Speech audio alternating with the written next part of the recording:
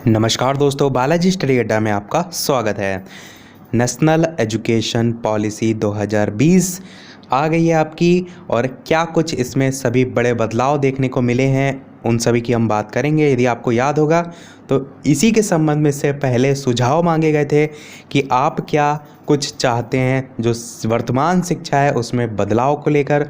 इससे पहले आपकी जो राष्ट्रीय शिक्षा नीति थी वो आपकी 1968 में आई थी, उसके बाद आपकी राष्ट्रीय शिक्षा नीति आई थी 1986 में, और इसी 1986 का संशोधित रूप आया था आपका 1992 में। ये सारी चीज़ें आप ऑलरेडी पढ़ चुके हैं, यदि आपको नहीं पता है तो पता होना चाहिए। ये पहली राष्ट्रीय शिक्षा नीति थी, ये आपकी दूसरी राष्ट्रीय शिक्षा नीति थी, और 1992 में इसी का संशोधित रूप था, और अब तीसरी राष्ट्रीय शिक्षा नीति आपकी आई है 2020 में। तो प्रश्न यहाँ से बन सकता है कि कौन सी राष्ट्रीय शिक्षा नीति आपकी आई है।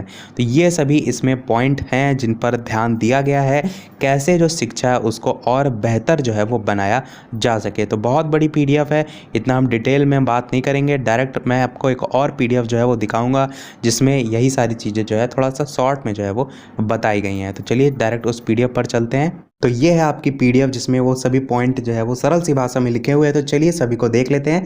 सबसे पहला पॉइंट है कि जो नई शिक्षा नीति है इसमें शिक्षा का अधिकार यानी कि राइट टू एजुकेशन जो है वो कानून के दायरे को व्यापक बनाया गया, और अब 3 साल से 18 वर्ष के जो बच्चे हैं उनको शिक्षा का अधिकार कानून 2009 के अंतर्गत जो है वो लाया जाएगा। दूसरे पॉइंट की बात करें तो सभी स्कूलों को राइट टू एजुकेशन के तहत पढ़ने वाले जो बच्चे हैं उनके लिए कुछ सीटें रिजर्व कर रखनी होगी, और इन छात्रों को एडमिशन देना होगा। इसके अलावा UGC और जो आपका AICTE है इसको मिलकर एक नया रेगुलेटिंग बॉडी जो है वो बनाया जाएगा। तीसरे पॉइंट की बात करें तो फिजिकल एजुकेशन जो है उसको भी ज़रूरी बनाया जाएगा। इसके साथ ही जो छात्र हैं उनका शारीरिक और मानसिक विकास हो इस पर भी ध्यान दिया जाएगा, और जो फिजिकल एजुकेशन है इसको शिक्षा में शामिल किया जाए तो उसके लिए अलग अलग नियम बनाए जाएंगे। जो सभी छात्र हैं उनको स्कूल के हर स्तर पर खेल, मार्शल आर्ट्स, डांस, गार्डनिंग और योगा जैसे जो एक्स्ट्रा करिकुलर एक्टिविटीज़ हैं उन पर भी सुनिश्चित जो है वो किया जाएगा। नेक्स्ट पॉइंट की बात करें तो नई शिक्षा नीति में बड़ा बदलाव करते हुए जो भाषा है उसके विकल्पों को भी बढ़ा दिया गया है। स्टूडेंट जो है वो 2 से 8 साल की उम्र में जल्दी भाषाएं सीख जाते हैं, इसलिए उन्हें शुरुआत से ही स्थानीय भाषा के साथ साथ 3 अलग अलग भाषाओं में शिक्षा देने का प्रावधान रखा गया है। नई शिक्षा नीति में जो छात्र हैं उनको कक्षा 6ठी से 8वीं के बीच कम से कम 2 साल का लैंग्वेज कोर्स भी प्रस्तावित जो है इसमें किया गया है। नेक्स्ट पॉइंट की बात करें तो रिसर्च में किया गया बदलाव प्रेस कॉन्फ्रेंस में बताया गया, जो कि रिसर्च में जाना जाता है कि उनके लिए 4 साल का डिग्री प्रोग्राम होगा, जबकि जो लोग नौकरी में जाना चाहते हैं वो 3 साल का ही डिग्री प्रोग्राम जो है वो करेंगे, लेकिन जो रिसर्च में जाना चाहते हैं वो 1 साल के MA के साथ 4 साल के डिग्री प्रोग्राम के बाद जो PhD है वो जो है वो कर सकते हैं।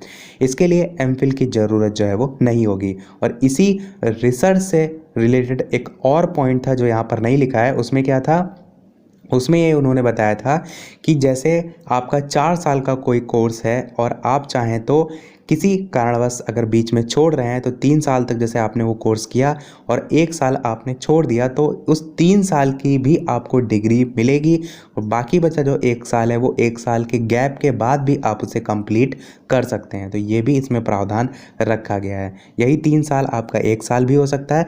तो जो साल है उसके अनुसार डिप्लोमा डिग्री अलग अलग साल की जो है आपको जो डिजी लॉकर है उस पर उपलब्ध कराई जाएगी।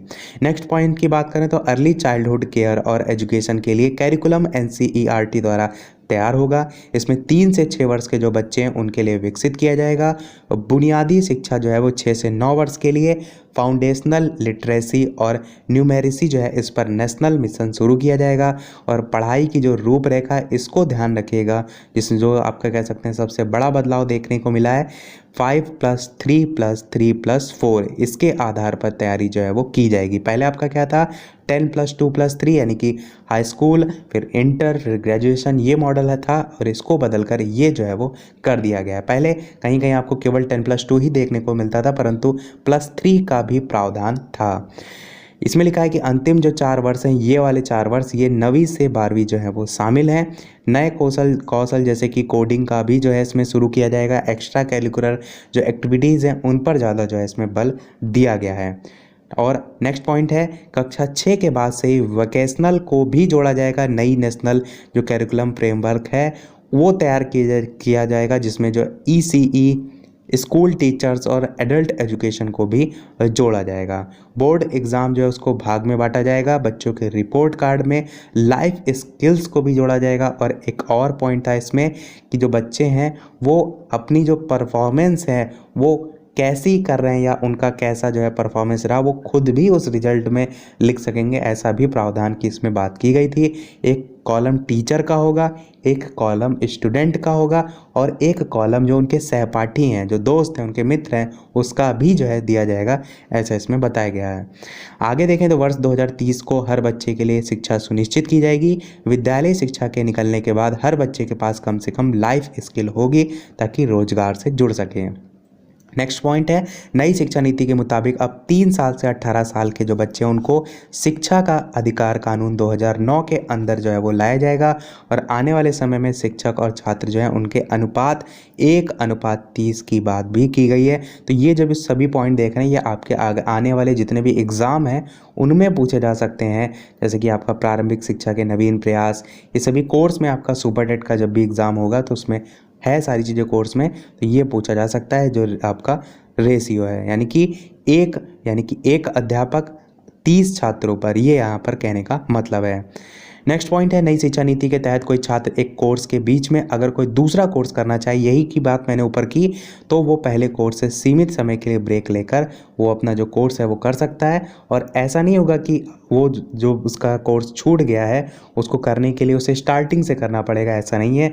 जितना वो कर चुका होगा कोर्स उतने की उसे डिग्री मिल जाएगी और बाद में जो बाकी बचा हुआ कोर्स होगा वो वहीं से जो है उसको कंप्लीट कर सकता है। इसको थोड़ा सा एक छोटे से एग्जाम्पल से समझते हैं, जैसे कि DLED आपका 2 वर्ष का कोर्स होता है, आपने 1 साल को किया कोर्स और 1 साल का किसी कारण आप नहीं कर पाए, तो 1 साल बाद यदि आप करना चाहें तो ये जो बाकी बचा 1 साल है इसे आप कर सकते हैं। आपको दोबारा से पहला साल जो है वो नहीं करना होगा, ये कहने का यहाँ पर मतलब है।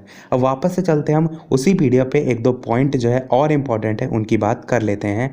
तो वापस से आ गए हैं हम अपने उसी PDF पर, जिसमें सबसे महत्वपूर्ण पॉइंट क्या है, टीचर्स। तो अब कैसे आप एक शिक्षक बन सकेंगे उसके संबंध में बात करें तो क्लियर तरीके से लिखा है only the very best and most learn जो टीचर्स होंगे वही केवल बनेंगे बिकम टीचर्स।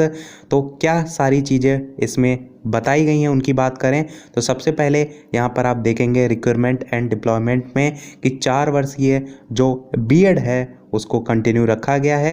और शिक्षक भर्ती में जितने रूरल एरियाज़ हैं और स्पेशली यदि बात करें जो फेस कर रहे हैं मुख्य तौर पर शिक्षकों की कमी को, ऐसी जो जगह हैं उन पर विशेष जोर दिया जाएगा कि वहाँ पर शिक्षकों की भर्ती जो है वो हो सके और हाईली क्वालिफाइड जो टीचर है यानी कि जो बेस्ट है अपने उस क्षेत्र में वो उसको जो है वो चुना जा सके। आगे बात करते हैं तो यहाँ पर बात की गई है TET यानी कि टीचर एलिजिबिलिटी टेस्ट की।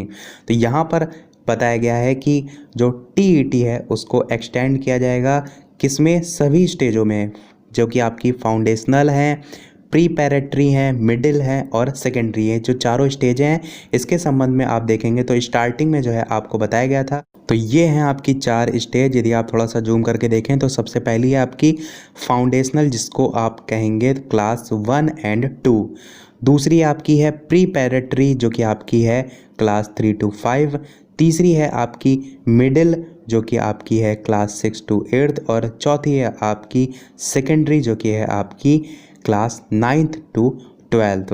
तो इन चारों स्टेजों को शामिल करने की बात की गई है TET के जो है वो संदर्भ में। और उसके साथ साथ इसमें ये भी लिखा हुआ है जो कि यहाँ पर मेन इम्पॉर्टेंट पॉइंट है कि to gauge passion and motivation for teaching a classroom demonstration और interview will become an integral part of teaching hiring at schools and school complexes.